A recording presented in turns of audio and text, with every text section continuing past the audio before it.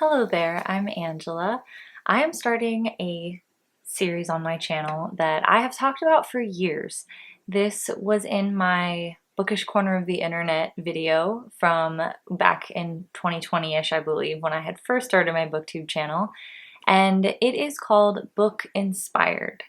And I will finish that with another word. Usually it's going to be book-inspired cooking or book-inspired baking. I really love doing things that are atmospheric to the book. It's been a theme in my life, on my channel. You'll hear about it, you'll see it. If you like making reading very atmospheric and immersive, I have a lot of ways to go about that, and one of them is enjoying drinks, food, snacks that reminds you of the book or the setting of the book.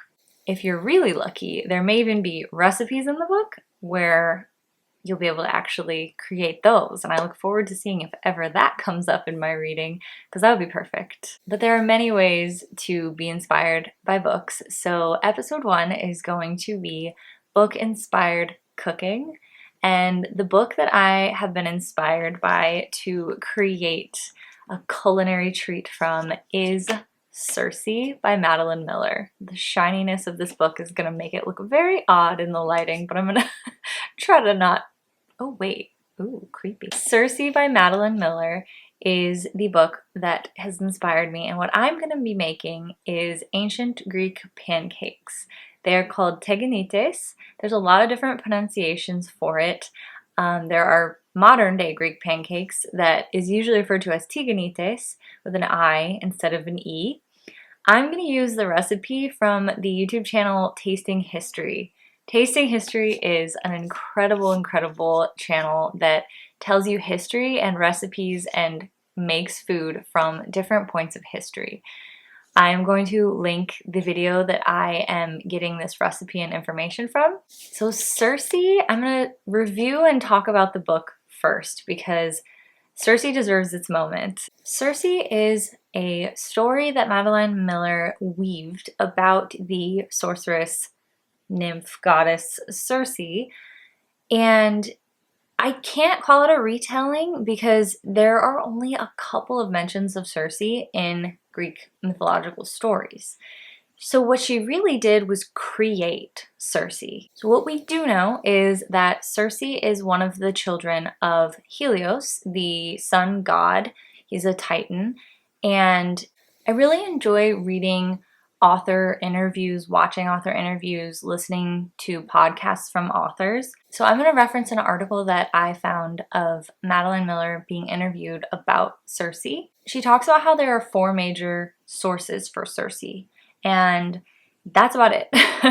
One is Homer's Odyssey, the other is Ovid. In Metamorphoses, she's the goddess of transformations.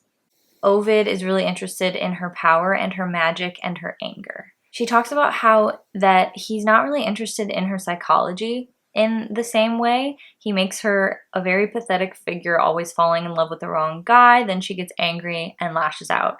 So she wanted to give her much more of a psychological reason for doing what she does, for making these terrible mistakes, and then more importantly, she said she wanted to make her live with it. The third piece is from Argonautica. That was just a small little thing where she meets her niece.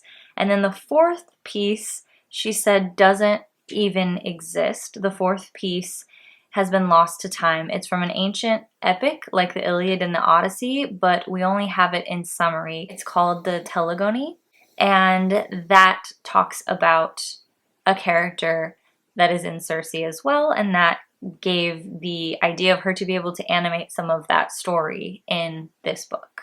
So those are the 4 myths that she had to work with. And then within that, it was all about how does she flesh out this goddess, this sorceress.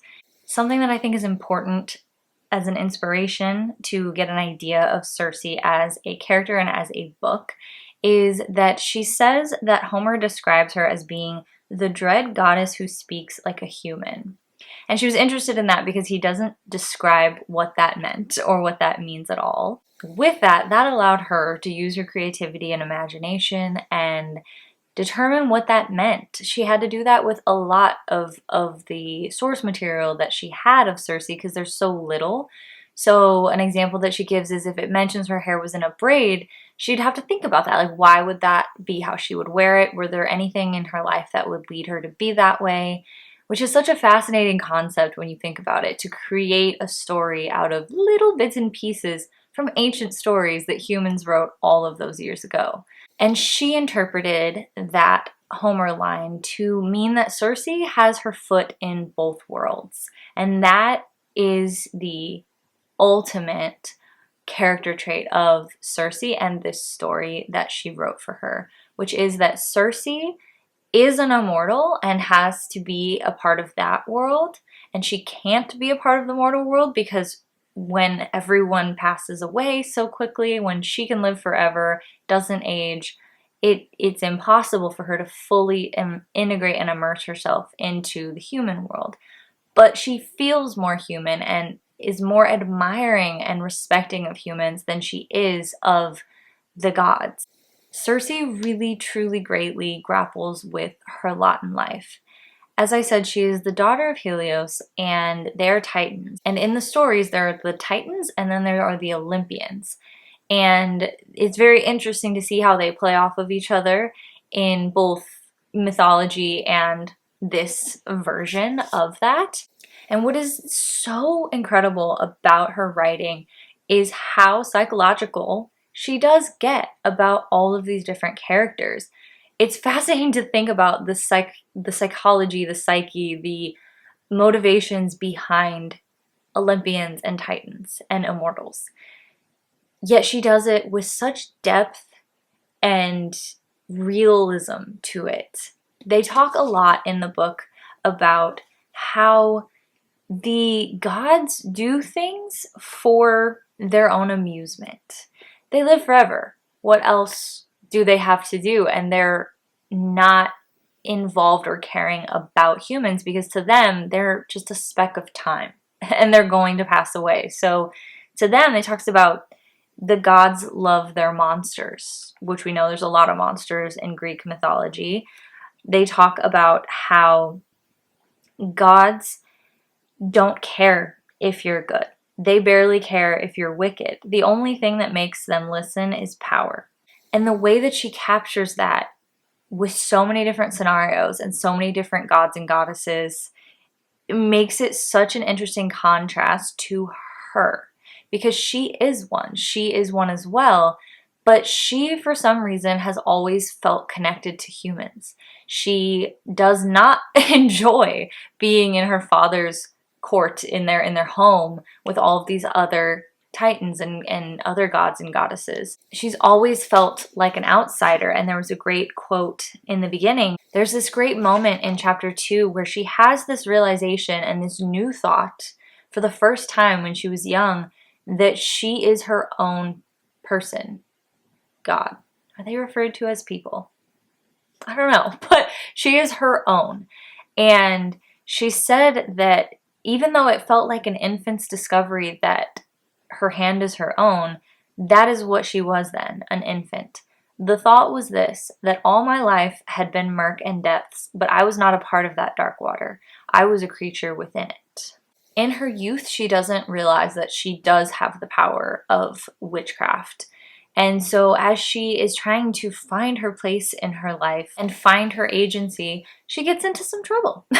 There are a lot of things that happen in this story, and that pacing that sometimes is a little, a lot of things happen and then there's a lot of the same thing, and then a lot of things happen, is suitable to the feeling of an immortal life. A lot of things are going to happen that are huge, and then there's going to be a lot of downtime. And the time is going to pass differently. Because that power of witchcraft and the way that she uses it is so threatening, Zeus banishes her to a deserted island.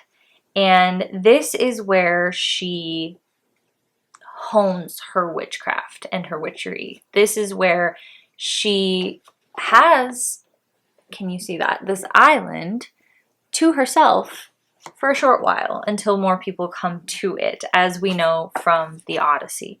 And Madeline Miller also talked about how she wanted her story to mirror the Odyssey. In the Odyssey, there's this longing for nostos, the Greek word for homecoming. This is a direct quote from her. Odysseus is searching for his homecoming. Circe as well is longing for nostos, for a family, for a place where she belongs, for a home. And in this book, you will have such a fun time with the idea of just all of the gods and goddesses and monsters and nymphs and people that you've heard about in Greek mythology and creatures you've heard about in Greek mythology just in the background or in the foreground everywhere. I loved this one scene where she was talking about gathering some supplies for a spell and talking about how if Artemis walked that night, she kept out of my way. And that just implies that you might just run into Artemis on this area of land. It's fascinating to see the different politics between the Titans, the Olympians, and the extremes of their personalities, their wants, their cruelties, and also those same feelings for humans. They talked about how Circe chooses not great men and how she has to deal with a lot of really not great men, as a lot of women did, and nymphs. She is a nymph as well, and nymphs were commonly, let me just say, very intensely disrespected and violated by a lot of men. And there's that element, but then the empowerment of being a sorceress and taking control of your own life and your own story. An example that I absolutely loved of her coming into her power is talking to her father Helios, and he says, "You've always been the worst of my children. Be sure you do not dishonor me."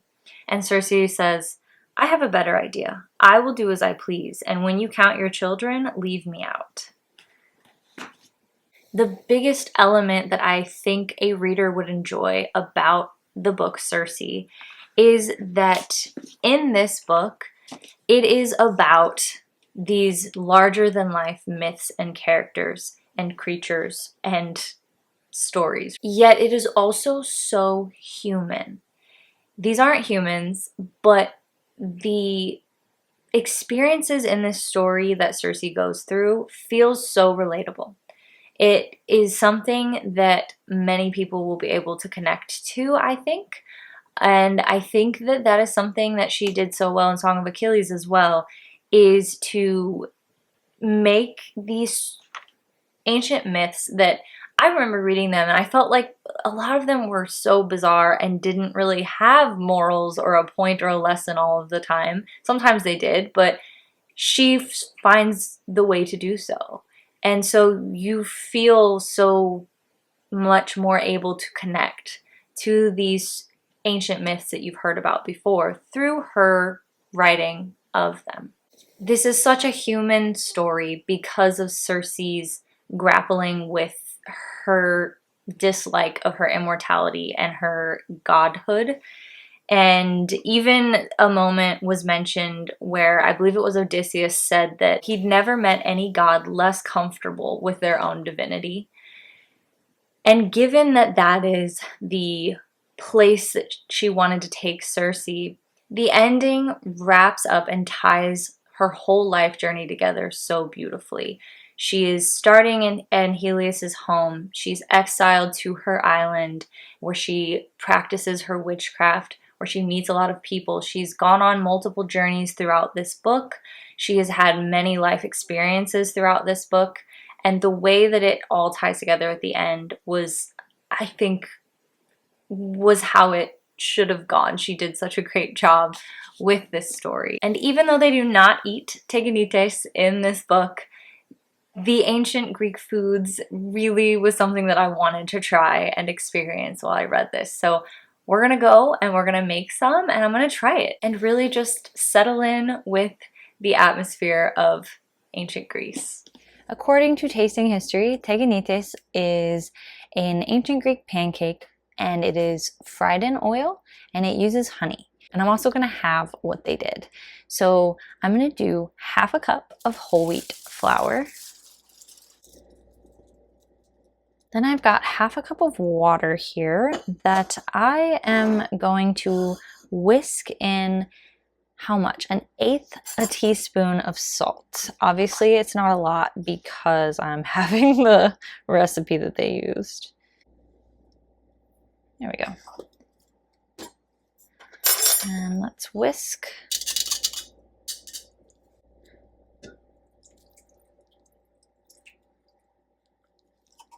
Mix in honey, and we are going to be using a tablespoon of honey.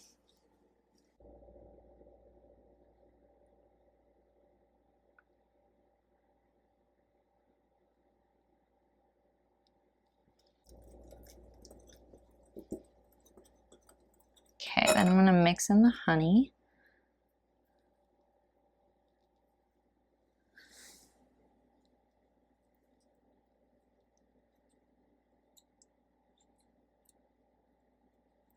It just looks wet. It looks like pancake mixture, although it does feel very odd to mix in honey, I'm not gonna lie. Odd, but I'm sure very delicious. All right, so I've got it all mixed together, and now I'm gonna cover and leave for 20 minutes. I think they're just gonna soak all of that up and together. All right, cover and leave for 20 minutes. Still waiting on this. While we're waiting, since I love cozy things, as you know from my TBR game, I'll show you some of my favorite things. Calcifer. I absolutely get so much joy out of the pure sheer whimsy of having a little calcifer above my stove. I can't tell you how much I want you to lean into whimsy. It is the most enjoyable thing. I just squeal all the time. And I got my little toast light, my, what would you call these? Ceramic. They're technically salt and pepper shakers / cinnamon, paprika, nutmeg. I just use them as decoration. And then I've got my little setup here. I love this Hobbit menu. And yeah, I just really recommend adding things around your household if you can that is very joyful and makes you giggle and squeal. This is the timer. Got 5 more minutes. Waiting on you, buddy. As I wait, I'm going to get this heated up. It says to have oil in the pan that's a nice layer, but it's not a puddle. And so I've got my olive oil here. It's a puddle now, but as it warms up and thins and spreads, hopefully it'll just have a nice layer, because I'm using a big skillet because I want to try to cook the pancakes all at once. Don't want to have to do multiple batches. All right, this is warm. I'm gonna spread it out. It's been 20 minutes. Let's do the reveal. It looks nearly the same. Oh, this is liquid still. That's odd. I don't recall that theirs was liquid. I'm torn because I just rewatched the video and this is accurate, and it makes sense that it is so runny because it's more liquid than not, because there is the equal parts flour and water, but then there's also honey as well. He said it's a rough guide, and sorry, I don't know if this is gross to watch or enjoyable as I'm talking. He said it's a rough guide and you can make it to however pancakes you want, but I do want to do it faithful to his recipe, and his looked pretty runny as well. So let's try it, and if this doesn't work, maybe I'll do a take 2 and try it with a little more flour. Okay, let's get that oil spread again. All right, the mess. Here we go. Okay. Oh yeah, that's so thin. I don't even know how that's gonna form. Well, dang, that's not gonna work, I don't think. Okay, well, I'll show you what we've got, but you can see just how thin these are. Let's see if this overhead light helps or doesn't. Probably okay. So you're supposed to cook it until the outside edges loses its sheen, so about 1.5 minutes. We're gonna try this anyway. It's gonna absorb some of the oil, as he said. And yeah, it's hot, it's good. I see the edges already changing, but at the same time, this just can't make a good pancake. This looks like a crepe consistency. Might have to do a take 2, but let's see it to the end and then we'll decide if we're gonna need to try another one because I really want to try these. Okay, you can see that this is sizzling, but it doesn't look like it's cooking like anything but a crepe. See, yeah, it's sticking even to this. That's not gonna work.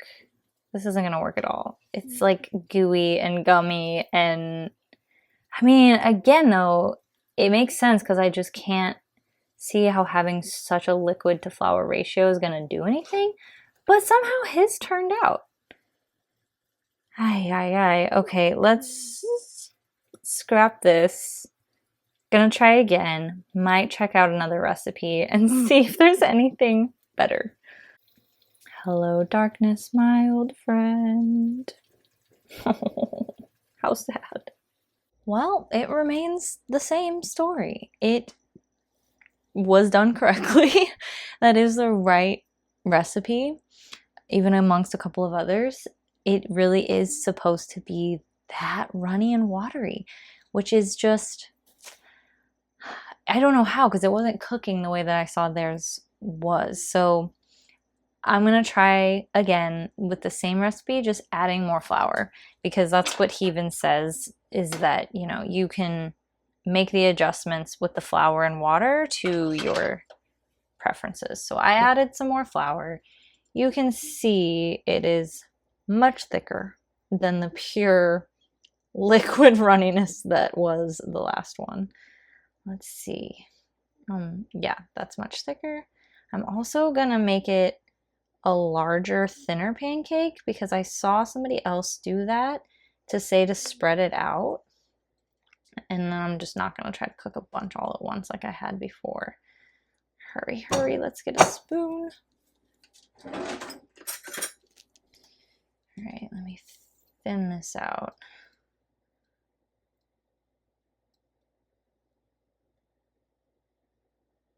See, and now I'm like, oh, is it too thick?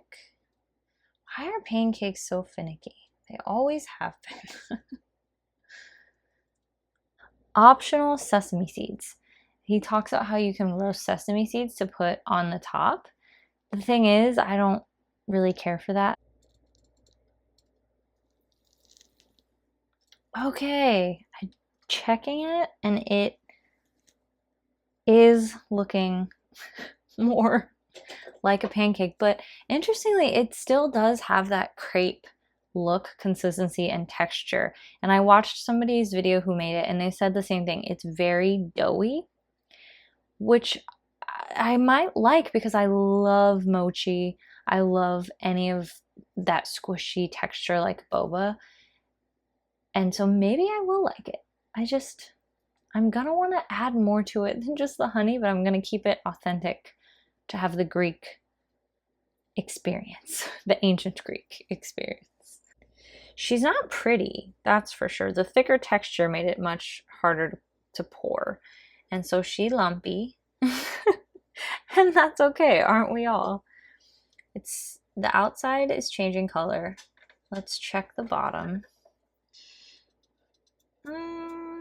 Yeah, it's getting golden. Oh, no, ma'am. We are not doing that.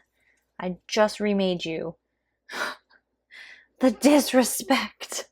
Let's flip. And if I need to, I can flip again because they said in the video that they would flip it a couple of times.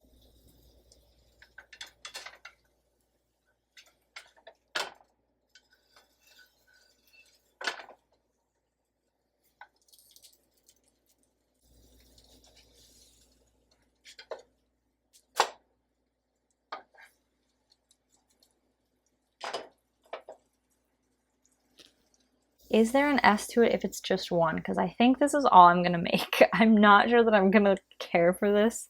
So I'm gonna make the one, which I have. Let's turn you off and transfer on over to the plate. Look at that oil. All right, I'm gonna take this, gonna take the honey, gonna sit down, and we are gonna try it. And here we have our ancient Greek pancake. I didn't do any toasted sesame seeds to put on top. Now I'm wondering if I should have, because this does have a very doughy, mochi almost like texture to it, like a thick crepe, or if I would have done the first batch where it was just very, very thin, a very thin crepe. And it makes sense because there's nothing really in it. It's water, whole wheat flour, a little hint of salt, and if you wanted, a bit of honey. So let's try it. It says to drizzle with honey. Yeah, let me do that first. Which is also strange because since it's a pancake, my natural instinct is maple syrup. So drizzling it with honey because I like things very sweet. And quick shout out to my dear friend Sarah from Sarah's Reading Nook. She told me, because I was talking about how much I was craving pancakes, and she was like, do you ever make night pancakes? And I was like, no, I usually don't. It's one of those things that you don't think, oh, I could do that until you try it. And yeah, so this is a night pancake we are trying, an ancient Greek pancake in the evening. What a wonderful dessert. So let's give it a shot. Oh, that does not taste like I expected it to for some reason. It's with whole wheat flour, so you certainly get that wheat, but it has this squishiness to it. But because I added more flour than the equal parts flour to water, it's thick. And I wonder if I would have liked it really thin, actually. I wonder if I should have just tried it.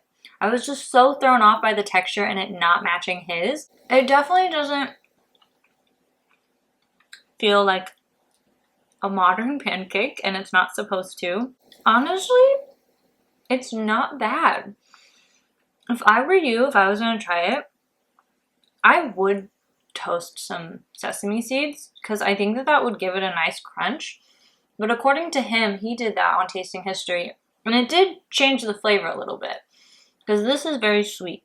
I will say, and this is what I love so much about this, and this is why I'm so excited for this series, I love having food, beverages, everything from other places, from other time periods, everything, because it is such a mark of human history. You can't really, for me, I can't really think of anything much cooler that humans have done. The amount of trial and error and testing and illness and death, even, from how we have gone through discovering different things about food and drinks that can and can't be edible, the best way to make it. It is one of my greatest interests, passions, fascinations, and loves. And that is why I incorporate so much of it into my channel, my life. I love food and drinks. And this is such an interesting thought of how different, I mean, obviously it's not crazy different from our modern pancakes, but it definitely tastes different. And there's less, obviously, sweetness. There's less fluffiness. It's very dense. Or if I had used less flour, it would just be very thin. And it's whole wheat flour, and the honey is the sweeteners. So, I mean, you could imagine different ingredients, different time. This is a really nice experience. Yeah, I genuinely think that this is worth a try, especially if you are reading Circe, Song of Achilles, Odyssey, Iliad, anything in that time period especially. Try making this, munch on it while you're reading, and pretend like you're in that time period. I'm actually gonna eat this. I didn't think I would. Thank you for watching. I hope this inspires you to try something new, something atmospheric with your reads. Maybe even this. Maybe try this recipe. Please let me know if you have read Circe and what your thoughts were, and if you ever tried modern or ancient Greek pancakes, teganites or teganites, and I will see you on the next episode. Take care.